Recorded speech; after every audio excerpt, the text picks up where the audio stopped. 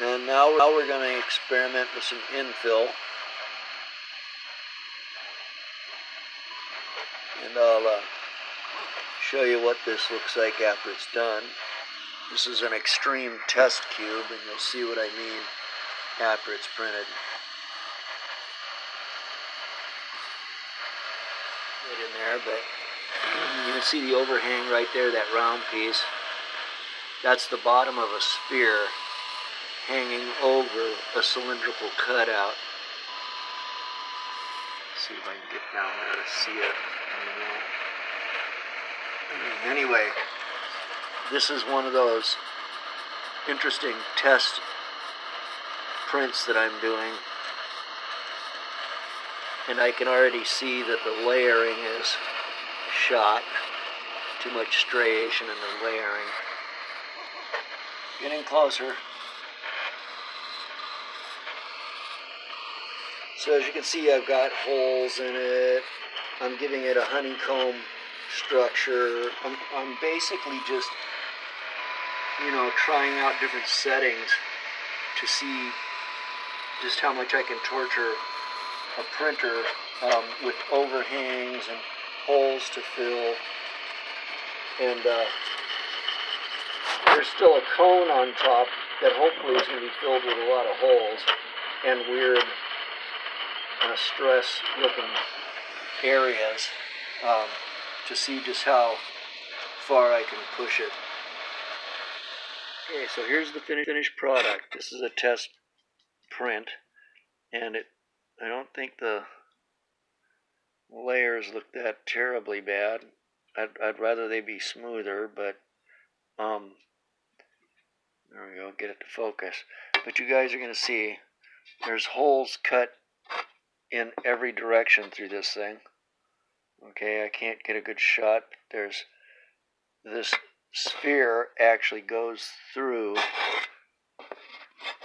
this hole on this side, okay?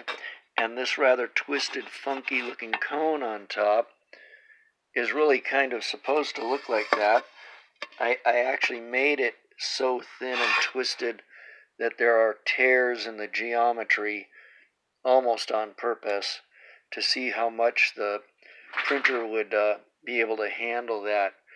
The three-sided part that you see is that three-sided cone with the center pushed down into it.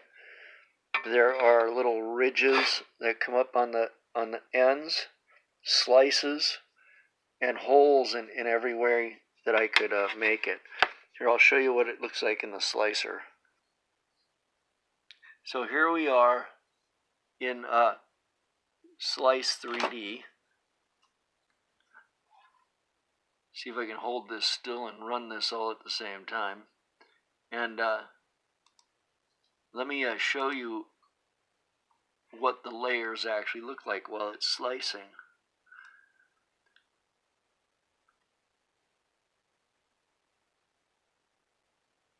So as you can see, there's that sphere going through that tube.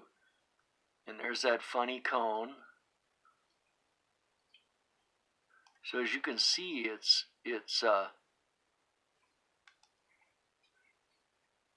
really quite the slicer project.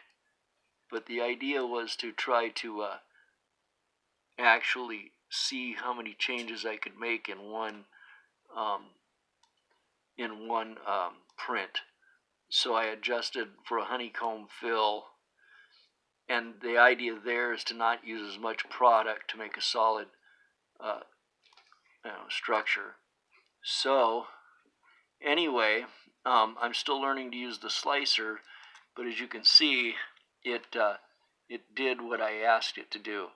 You can see the cone there, which has all the holes in it, and the really interesting holes through holes, which means it has to do a lot of bridging.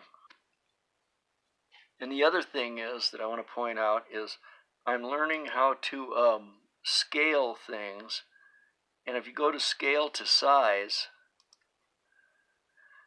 you see this came out to be 132.1 millimeters, and I'll show you how that translates out to the part. So as you can see, on the long end, we're talking more like 60.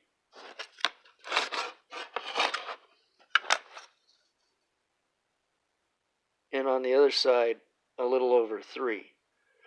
So what those dimensions mean, I'm still not sure yet, or how to scale something to an intended size, I'm not sure yet. So these are things that I still have yet to overcome.